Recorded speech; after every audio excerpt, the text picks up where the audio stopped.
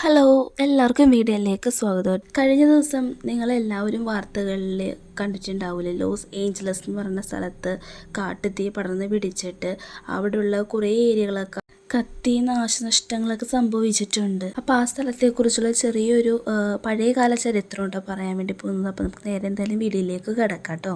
Los Angeles US, അതായത് United സ്റ്റേറ്റിലെ കാലിഫോർണിയയിലെ ഏറ്റവും വലിയ നഗരം കൂടിയാണ് ലോസ് ഏഞ്ചലസ്.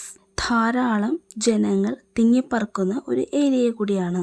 18 ദശലക്ഷത്തിലധികം ആളുകൾ തിങ്ങിപ്പാർക്കുന്ന ഒരു നഗരം കൂടിയാണ്. ഇതിൽ കറുത്തവർഗക്കാരും ധാരാളമായി ഉൾപ്പെടുന്നുണ്ട്.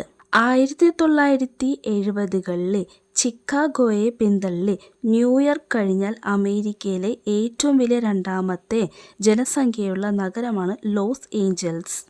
ലോസ് ഏഞ്ചൽസ് എന്ന പേര് സ്പാനിഷ് ഭാഷയിൽ നിന്നുമാണ് നിലയിൽ വന്നത്.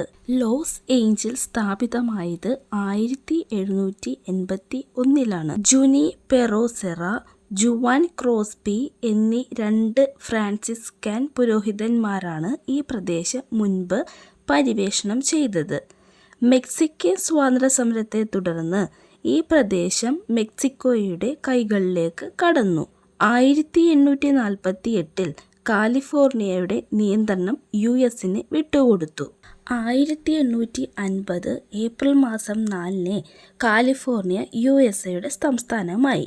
70കളിലാവട്ടെ റെയിൽവേ പാതകൾ നഗരത്തിൽ എത്തിയ ശേഷം ലോസ് ഏഞ്ചലസ് അരനൂറ്റാണ്ട് വേഗത്തിലുള്ള വളർച്ചയും ആരംഭിച്ചു. വംശീയത കാരണം 1943-ലും 65-ലും 92-ലും കലാപങ്ങൾ പൊട്ടിപ്പുറപ്പെട്ടു.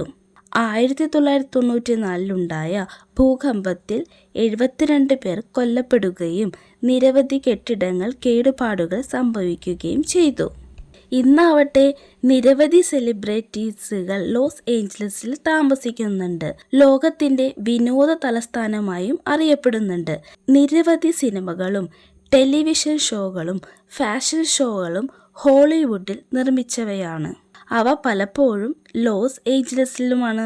ജീവിക്കാൻ ഏറ്റവും ചെലവേറിയ നഗരങ്ങളിലൊന്നു കൂടിയാണ് ലോസ് ഏഞ്ചലസ്.